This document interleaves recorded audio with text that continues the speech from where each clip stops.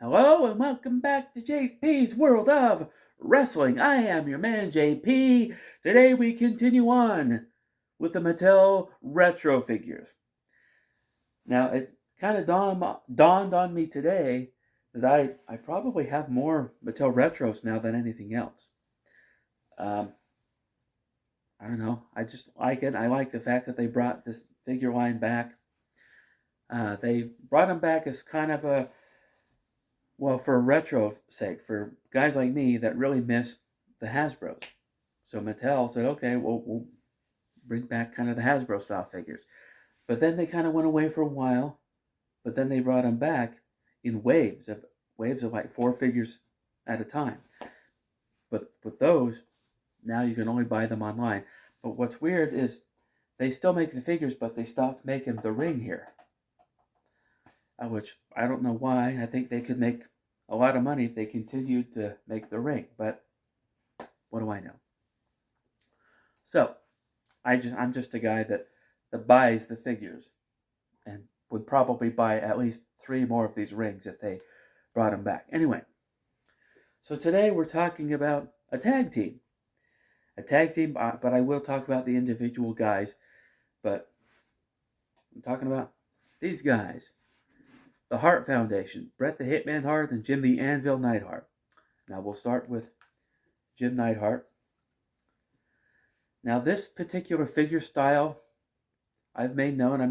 I'm usually not really a fan of this figure because like the hands are open or whatever. But actually, in the case of Jim Neidhart, I think this figure works because I remember the way that I always used Jim Neidhart was big clubbing forearms, and he would kind of hit him like from the side of the head with his forearm. So I think this figure works. I actually really like this figure. I like the detail in the paint. If you look at the back of the trunks there, it says Anvil. You got the stripy thing on the side, and his boot has the anvil on the side. You got the sunglasses, and he's kind of doing the laughing, like the ha ha ha ha that he always did. There's the heart on his outfit. But Jim the Anvil Neidhart was part of the Hart Foundation. I think he came in to wrestling as a singles wrestler. He might have been in the AWA. I know he was probably in Stampede Wrestling up in Canada. And he married one of the Hart sisters, so he was Bret Hart's brother-in-law and Owen Hart's brother-in-law.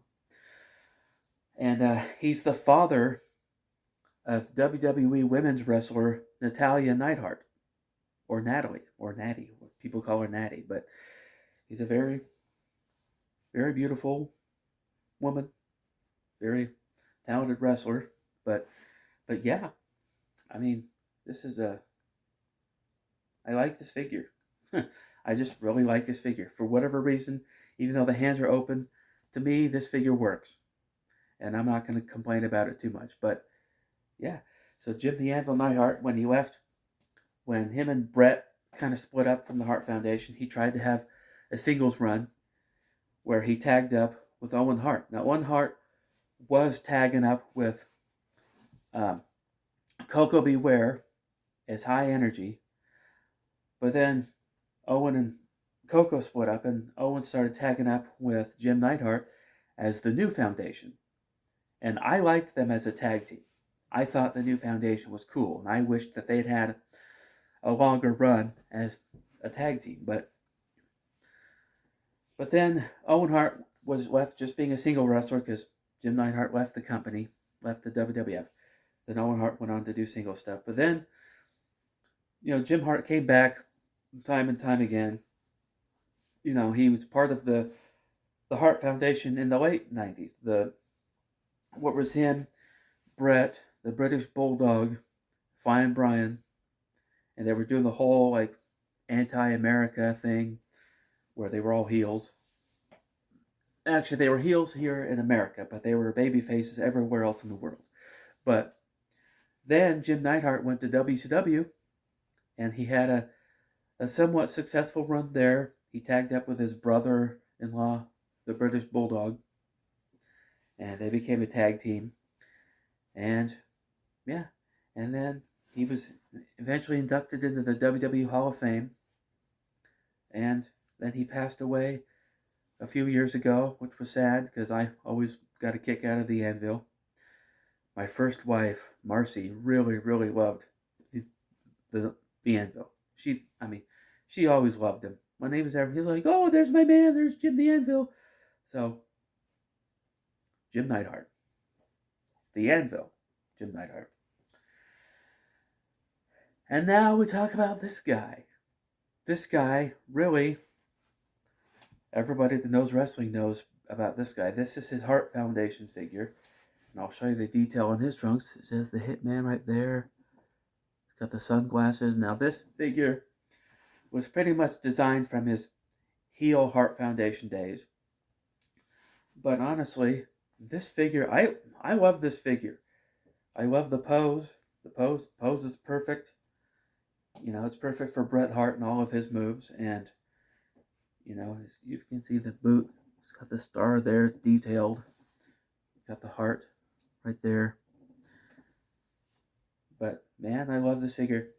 Bret Hart, of course, was part of Stampede Wrestling when his dad, Stu Hart, owned it. And then he came to the WWF as part of the Hart Foundation tag team. They started out as heels. And then they ditched Jimmy Hart and became a babyface tag team, probably one of the greatest WWF tag teams of all time. They were the tag team champions on a couple of different occasions. First, they beat the British Bulldogs with the help of, you know, the crooked referee, Dangerous Danny Davis. And then they lost the tag team titles. And then I believe they lost them to Strike Force. But I might be wrong. I think it was Strike Force. But then, like I said, they ditched Jimmy Hart, became a babyface tag team. They appeared at like numerous WrestleManias. And then they eventually won the tag team titles back from, I believe, Demolition. And then, but they lost them at WrestleMania 7 to the Nasty Boys. And at some point during the Hart Foundation's run, they tried to split them up just to kind of see how each one would do individually. But they put them back together. But then they split up again. And then, obviously, Bret Hart went on to have enormous single success. He won the Intercontinental title a couple times. Won the WWF Heavyweight Championship a number of times, like multiple times. And I like Bret. Now, when I was younger, I didn't really have a lot of patience for Bret Hart matches, like his WWF Championship matches, because they kind of went on a long time, and he did a lot of rest holds, and I really didn't have the patience for it. You know, and I was used to guys like Hulk Hogan and guys like that whose matches were long enough, but not so long that you're just, oh, come on. But as I got older, I learned to really appreciate Bret, because Bret Hart, like, really, he went in there, he gave it all, his all, he in the ring, he was like better, like nobody was better than him, like in the ring. Like they called him the excellence of execution, and that was an appropriate nickname for him, because every move he did just looked really, really great.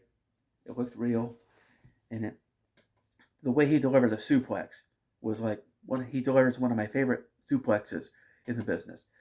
And you know, nowadays he still makes appearances. He's still around. He went to WCW, didn't have as good of a run there. And, I mean, he blames Eric Bischoff and guys like Hulk Hogan. And I don't know if that's true. It might be. I don't know. I don't like to take sides. Whenever guys that I like are fighting with each other, I don't like to take sides. I just don't. I like both guys, you know, whatever. They have their differences. But anyway, I respect Bret a lot. And for the record, during the whole Montreal thing, even though I saw both sides of it, I was on Bret's side.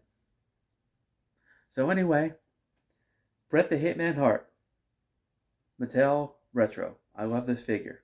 Love it, love it, love it. And that is going to conclude this video. So if you're new here, if you're new to the channel, go ahead and like the video, subscribe to the channel, share it on social media if you want, and I will see you next time.